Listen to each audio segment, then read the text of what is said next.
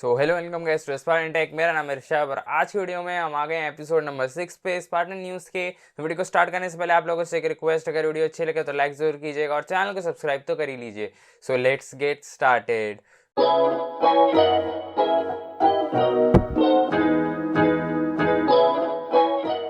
तो यहाँ पे स्टार्ट करते हैं प्लेस्टेशन 5 के साथ। तो यहाँ पे सोनी ने कंफर्म कर दिया है कि वो प्लेस्टेशन 5 को प्लेस्टेशन 5 ही बोलेंगे और उसके साथ एक जो डिज़ाइन, उसका वैकी सा डिज़ाइन आ रहा है डेवलपर किट वाला, वही ऐसा कहा जा रहा है कि ऐसा ही दिखने वाला है प्लेस्टेशन 5।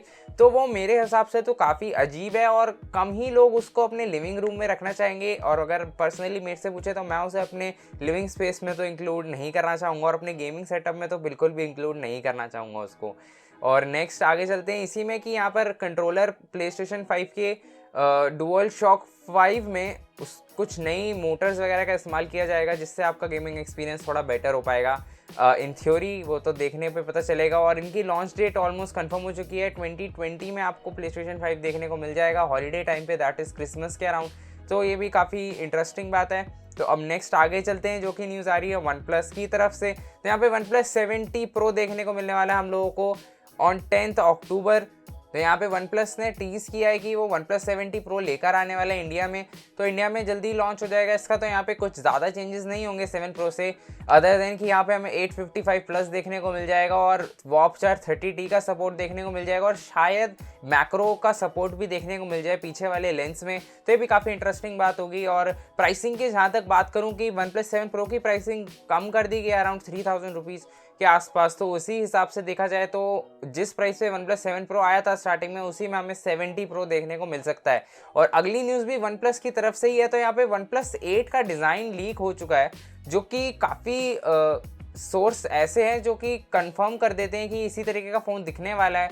तो यहाँ पे हमें पंच होल देखने को मिलने वाला है विद अ कर्व डिस्प्ले। तो यहाँ पे पंच होल का इस्तेमाल हमने देखा है सैमसंग के फ़ोन्स में, तो यहाँ पे सैमसंग के फ़ोन से कम नहीं लग रहा है। और जहाँ तक बात है डिस्प्ले यूज़ की, तो वो सैमसंग की तरफ से ही है। तो यहाँ पे 8 की जहाँ तक बात है वो अगले साल ही आपको देखने को मिलेगा, शायद 865 के साथ।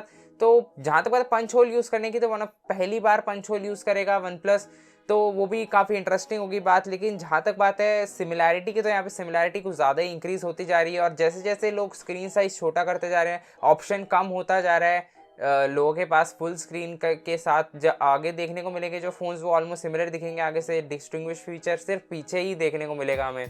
तो नेक्स्ट न्यूज़ है हमारे पास Realme की तरफ से। यहाँ पे Realme ने X2 Pro को टीज़ किया यूरोप और चाइना में। मेरे को ये बात समझ में नहीं आई है इस बात की इंडिया में क्यों नहीं इसका प्रमोशन पहले करा जा रहा और यूरोप एंड चाइनीज़ मार्केट को यहाँ पे ज़्यादा टारगेट किया जा रहा है। और जहाँ तक बात है इस फ़ोन के आने की, तो हमें 15 अक्टूबर के आसपास देखने को मिल जाएगा। और यहाँ पे 855 प्लस का इस्तेमाल किया है Realme ने। और यहाँ पे हमें 90 हर्ट्ज़ का डिस्प्ले देखने को मिल जाएगा और सुपर फास्ट चार्जिंग देखने को मिल जाएगी, जो कि टीज़ करी जा रही है 50 वॉट्स के आसपास। तो भी देखने लायक होगा। और यहाँ पे क्वाड कैमरा सेटअप हमें पीछे की तरफ देखने को मिल जाएगा। और Realme की तरफ से यह पहला स्मार्टफोन होगा जो कि फ्लैगशिप किलर की तरह पोस्ट कर रहा होगा। तो यहाँ पे फ्लैगशिप किलर्स में भी कुछ ज़्यादा ही कंपटीशन बढ़ गया है, उसमें Realme ने भी एंट्री कर ली है। तो ये बात भी काफ़ी इंटरेस्टिंग होगी देखने की। और इंडियन मार्केट को एज अ होल क्यों नहीं टारगेट किया, ये भी देखने वाली बात है। तो यहाँ पे Pixel 4 के प्राइसेस लीक हो गए हैं उसके लॉन्च से पहले ही। 19 या 15 अक्टूबर के आसपास ये फ़ोन्स लॉन्च होने वाले हैं, उससे पहले ही इंडियन प्राइस रिवील हो चुका है, ऑलमोस्ट कंफर्म मान के चलिए। यहाँ पे Pixel 4 आपको 56,000 रुपीज़ में देखने को मिल जाएगा, जो मेरे हिसाब से काफ़ी इंटरेस्टिंग प्राइस है। और जहाँ तक बात है Pixel 4 XL की, तो वो आपको 90 से 1 लाख की तरफ तक जाता हुआ दिख जाएगा। तो ये भी काफ़ी ठीक है। लेकिन लॉन्च इसी बात के साथ अगर मैं कंपेयर करूँ कनेडियन प्राइसिंग की, तो कनेडियन प्राइसेस में एक बम्प दिखाई दिया गया प्राइस में। तो उस हिसाब से अगर मैं इंडियन मार्केट में कंपेयर करूँ तो यहाँ पे फॉल होता हुआ दिखाई दे रहा है।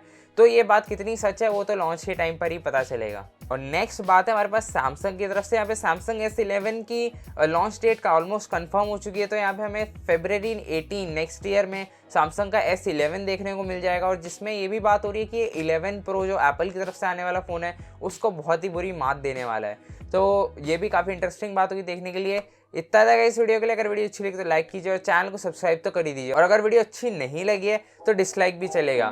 तो मिलते हैं आपसे नेक्स्ट वीडियो में।